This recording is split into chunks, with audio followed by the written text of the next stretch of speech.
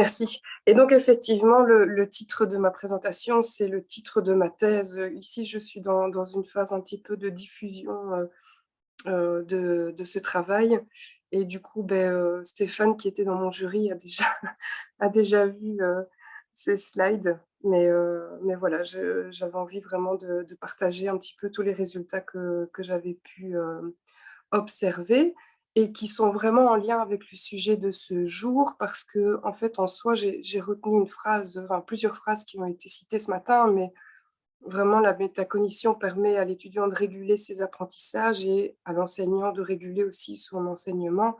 Voilà, ça c'est vraiment le cœur de ce que je vais essayer de vous montrer aujourd'hui.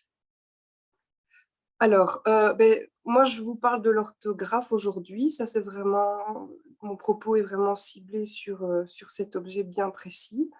Après on va dans les perspectives, on va voir qu'on pourra, l'envisager de manière plus transversale. Alors pourquoi l'orthographe? C'est parce que, on le voit ici, j'ai mis des extraits de presse, mais, on en parle, enfin c'est une difficulté pour toutes les personnes qui travaillent en formation initiale des enseignants. Nos étudiants ont des difficultés avec l'orthographe. Quand on va à certaines journées d'études, enfin, moi je parle même d'un mur des lamentations où on a une vision très, très négative, de cette difficulté de nos étudiants. Et finalement, moi ce que j'ai essayé de faire dans mon travail de thèse, c'est de dépasser cette vision, de se dire: «OK, qu'est-ce qu'on fait, de ce constat?» et vraiment de pouvoir proposer un accompagnement des étudiants et cet accompagnement, je l'ai mené d'une telle manière qu'en fait, ils prennent en compte la métacognition, d'où, ma présence aujourd'hui. Alors, donc pour faire des liens avec ce matin, l'objet, d'apprentissage, de mon unité d'enseignement, c'est bien la maîtrise de la langue, l'orthographe. Ça correspond plutôt donc, à une vision plutôt épistémologique, pour, reprendre ce que monsieur, Wolf, a dit ce matin. Quelle vision les étudiants ont de l'orthographe en elle-même. Puis dans un deuxième temps, on a travaillé la vision que les élèves avaient sur l'objet d'apprentissage, donc toutes les questions du rapport au savoir qui ont aussi été évoquées ce matin. Et dans un troisième temps, nous sommes vraiment rentrés dans des démarches métacognitives. Nous avons travaillé la métacognition plutôt pour elle-même. Alors, pour un petit peu, très rapidement définir ces trois pôles, on sait que l'orthographe du français est particulièrement complexe, même si on n'est pas la langue les plus complexes. Par contre, un phénomène qu'on a très fort chez nous, c'est que la norme a un très grand poids. Donc, on a des étudiants qui sont souvent démotivés avant même d'avoir eu des cours de maîtrise de la langue, ils se sentent nuls et on sait que si on n'a pas d'estime de soi, c'est très compliqué. C'est plus compliqué en tout cas de pouvoir entrer et maîtriser un objet d'apprentissage. Alors cette question, elle est d'autant plus importante en formation initiale des enseignants parce que la vision que les élèves, que nos étudiants pardon, ont de l'orthographe et de la langue en général, ils vont la transmettre à leurs futurs élèves. Donc c'est vraiment important que nous, en tant que formateurs de formateurs, on puisse travailler sur ces visions qu'ont nos étudiants. Alors, sur le rapport à l'orthographe maintenant, et le rapport au savoir, plus en général, on sait qu'il est important que les étudiants développent un sentiment d'auto-efficacité important. Ça a été encore une fois, bien expliqué ce matin, donc je ne vais pas m'attarder là-dessus. Mais donc on sait que c'est que le sentiment d'auto-efficacité favorise, l'apprentissage et donc, hem nous, à notre niveau, on a un petit peu réfléchi à la manière dont on pouvait changer les croyances, les valeurs que nos étudiants accordaient à l'orthographe. Parce que donc justement, quand on les interroge en début d'année, nos étudiants disent la plupart qu'ils sont nuls en orthographe, qu'on leur a toujours dit qu'ils n'arriveraient à rien. Enfin, on a des témoignages vraiment, il y en a certains, j'ai encore eu ça l'année passée, qui ont dû porter un bonnet d'âne quand ils étaient en primaire, donc c'est-à-dire, ça remonte à 10 ans, c'est pas vieux, enfin on a encore des pratiques, parfois, incroyables dans les classes et donc ça a aussi été évoqué dans une dans une question ce matin, c'est que c'est vrai que changer les croyances que les étudiants ont d'eux-mêmes et donc leur sentiment d'auto-efficacité, c'est assez compliqué parce que, on est dans des étages qui sont très implicites, de la personne, qui sont proches, même de leur identité et donc finalement, comme le montre la pyramide sur la slide, beh, si on veut pouvoir modifier les niveaux, tels que les niveaux de croyances et de valeurs, beh, la seule prise que nous on a, enfin en tout cas que moi j'ai considéré, c'est de pouvoir modifier l'environnement dans lequel évoluent nos étudiants et donc j'ai essayé de leur, apporter un environnement positif afin que les croyances et les valeurs puissent aussi évaluer positivement. Juste, c'est aussi important en formation initiale de proposer des dispositifs, il me semble en tout cas, heu, qui favorisent le bien-être de l'étudiant et qui sont positifs, parce que dans une perspective d'isomorphisme, ils pourront aussi à leur tour, proposer ces mêmes dispositifs, évidemment en les adaptant, mais à leurs futurs élèves.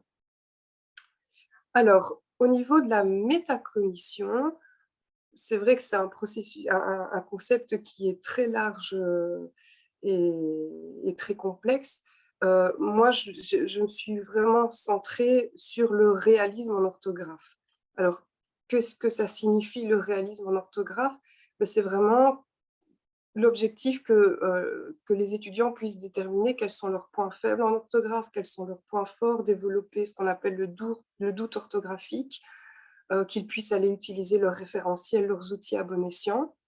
Et donc nous, dans la métacognition, c'est vraiment ça qu'on a développé, c'est la connaissance que l'étudiant a de soi-même, de ses forces, de ses faiblesses, des stratégies aussi, qu'il met en place. Est-ce qu'elles sont efficaces ou pas? C'est ce qu'on a vraiment essayé de développer.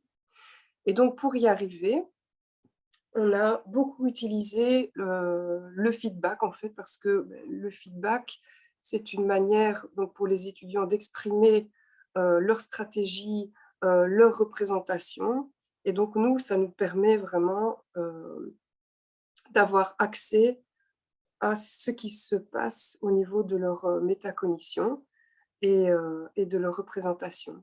Donc, je ne présente pas le modèle de Hattie et Tipperley qui est vraiment très, très connu, mais, en gros, on a demandé à nos étudiants, de rédiger des textes et de se positionner en fait. Donc nous, on leur a posé les 3 questions, après chaque texte et les étudiants devaient répondre et on a traité en fait, ces réponses dans nos résultats.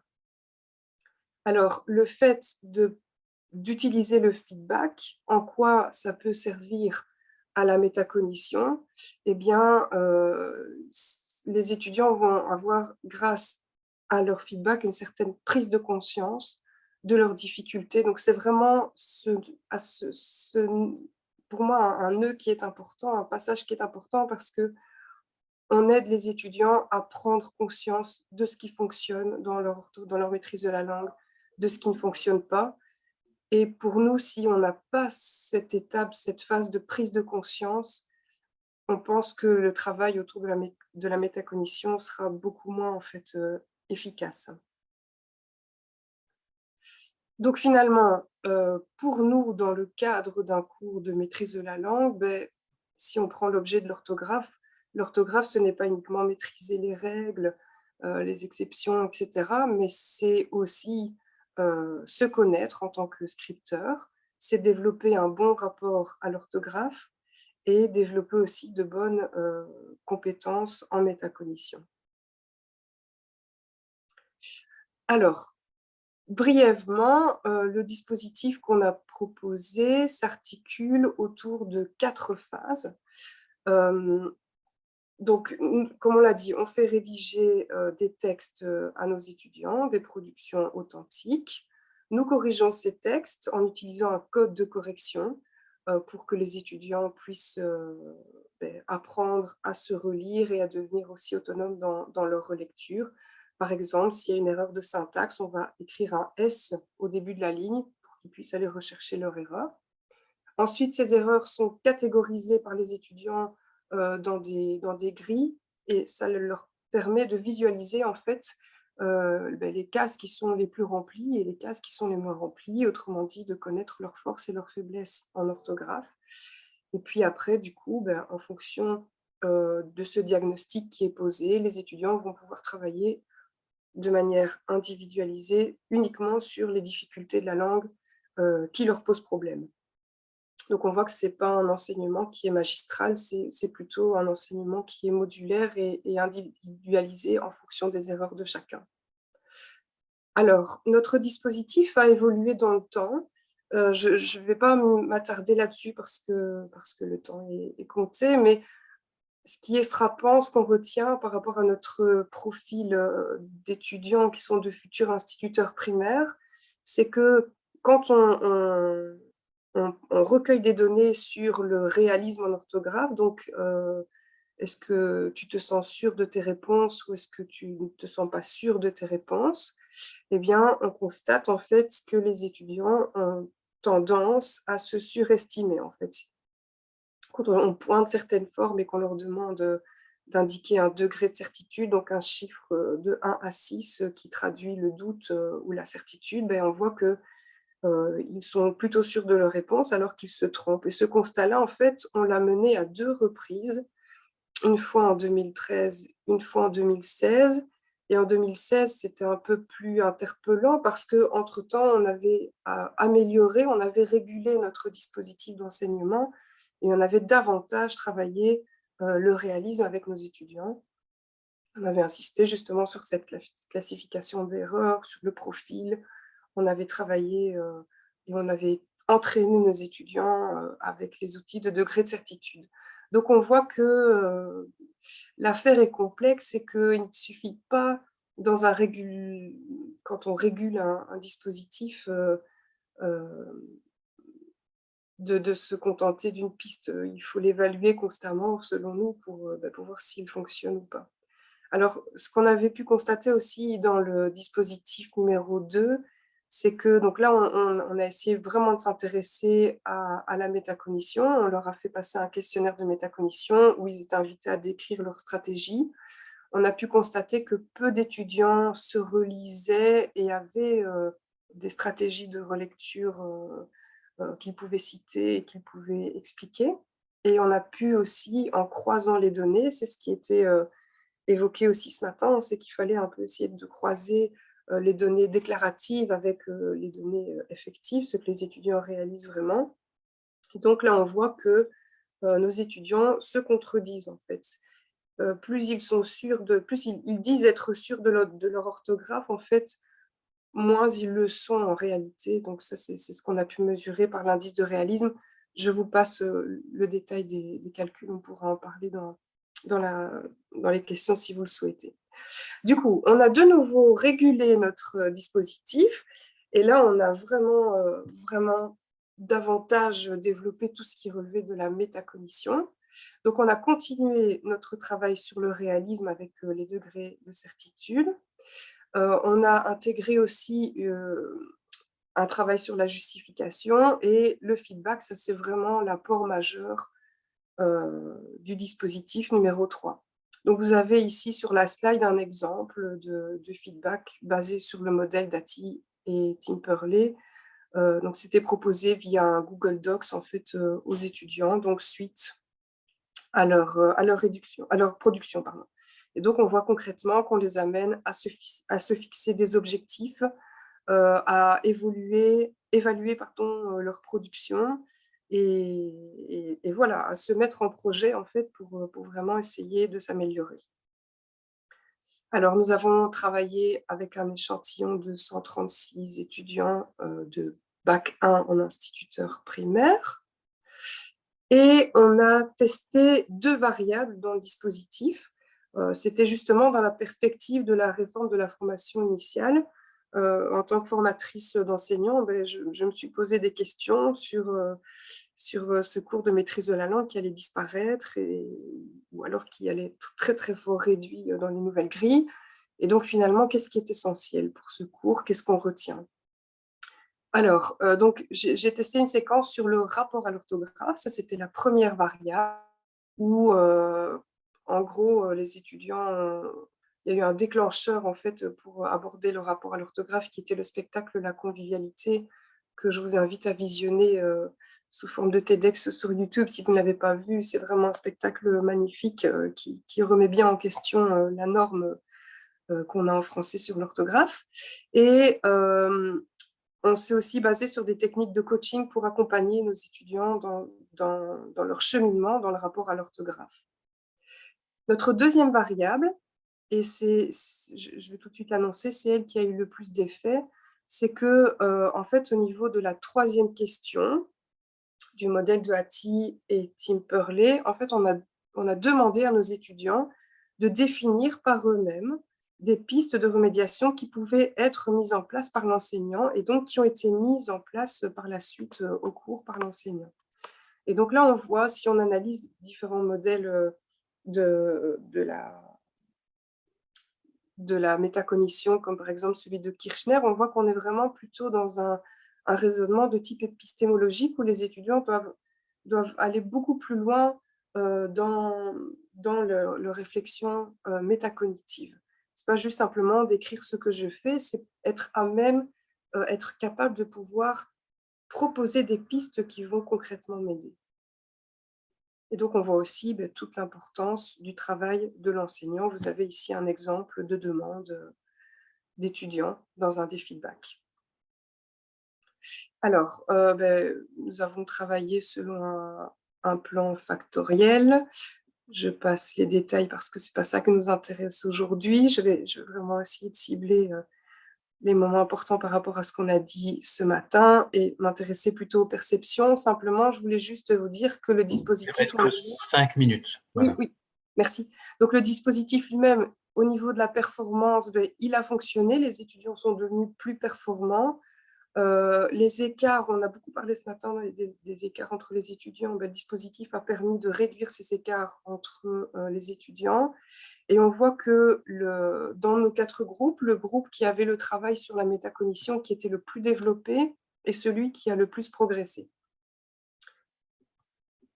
Donc, si on s'intéresse justement à ce travail de métacognition, et c'est là que je voulais vous montrer comme parfois ça peut être contre-intuitif et que on doit être très prudent aussi quand on travaille la métacognition. Et là, je rejoins ce que disait Monsieur Romainville, c'est que donc nous, on a dans notre thèse, on a analysé différentes zones de l'orthographe pour avoir une description plus précise, et on voit que pour certaines zones de l'orthographe, le feedback augmenté, donc là où les étudiants ont dû beaucoup plus réfléchir sur eux-mêmes, il a été productif, donc les étudiants ont mieux progressé, mais on voit aussi que dans d'autres cas, ça a empêché les étudiants de progresser plus que les autres, et même parfois, ça a été défavorable en fait pour l'apprentissage.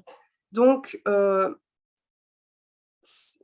ici, mon propos, c'est de dire qu'il faut bien réfléchir aux objets d'apprentissage, parce que si on a des objets d'apprentissage qui sont déjà complexes à la base, le fait de rajouter une couche avec un travail métacognitif, ça peut placer les étudiants en fait en surcharge cognitive, et ça peut parfois, dans certains cas, s'avérer défavorable à l'apprentissage. Ça, je vais passer. Alors, si on s'intéresse maintenant aux perceptions que les étudiants ont de leur propre rapport à l'orthographe, bien voilà le style de questions qu'on leur a proposé. Et donc, on voit que entre le début et la fin du dispositif, les étudiants prennent confiance en eux, prennent confiance en leur orthographe de manière générale. Par contre, ici, le fait d'avoir développé, d'avoir eu un travail métacognitif plus important, en général, a été plus favorable au niveau du rapport à l'orthographe. Donc ça, c'était un résultat qui nous paraissait intéressant.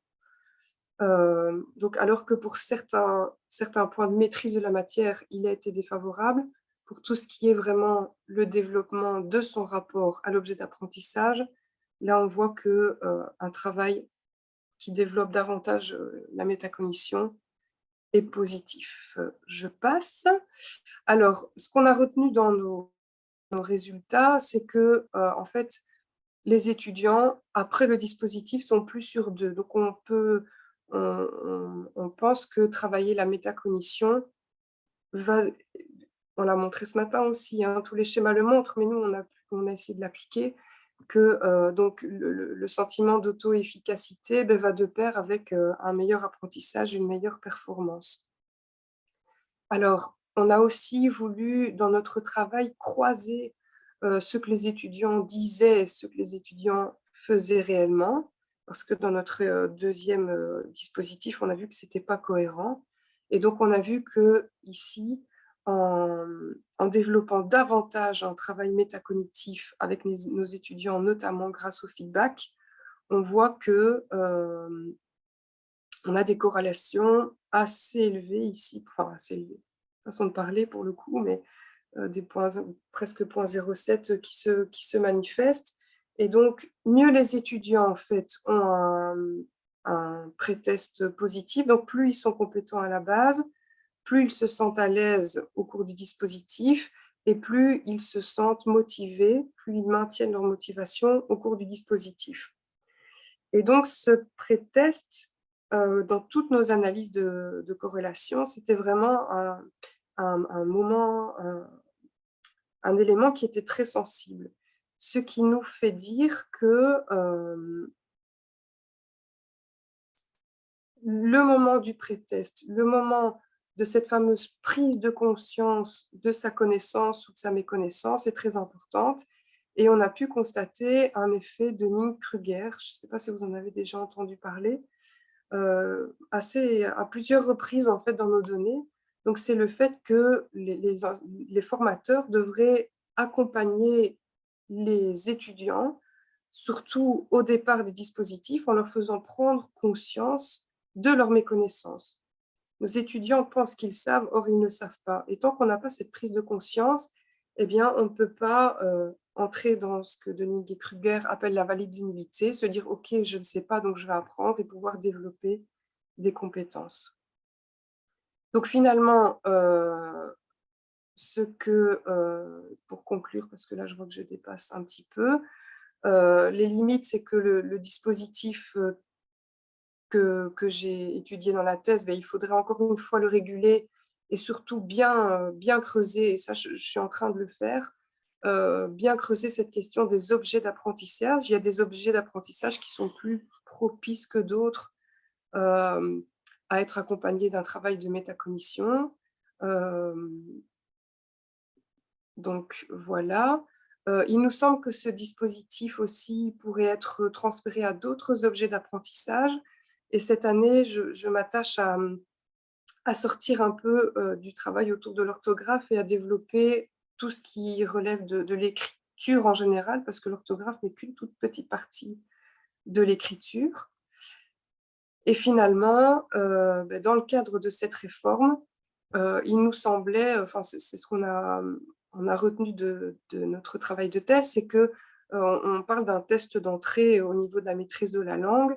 Il est très important et il nous semble que les étudiants doivent être placés dans des conditions positives, dans un contexte favorable, pour pouvoir après mieux développer un sentiment d'auto-efficacité et pouvoir ainsi mieux performer.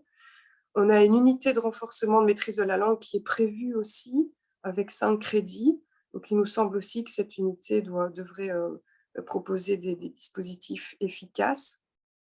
Il nous semble aussi qu'au niveau de la formation des formateurs de formateurs, il faudrait que toutes ces questions de métacognition soient davantage connues par ces personnes, soient davantage investiguées, mises en pratique dans leurs cours, pour que, toujours dans cette perspective d'isomorphisme, nos étudiants puissent eux-mêmes les appliquer dans leur propre dispositif, dans leur propre méthode d'enseignement, et pour pouvoir simplement former des enseignants beaucoup plus efficaces. Ça rejoint le questionnement de Marc Romainville qui demandait ce matin, tiens, est-ce qu'il y a des recherches qui existent sur le fait que si les formateurs ont eux-mêmes une bonne vision de la métacognition, ils vont davantage les utiliser. Voilà, je vous remercie. J'ai indiqué ici des liens, vous pouvez consulter tout ce que je viens de présenter en beaucoup plus détaillé.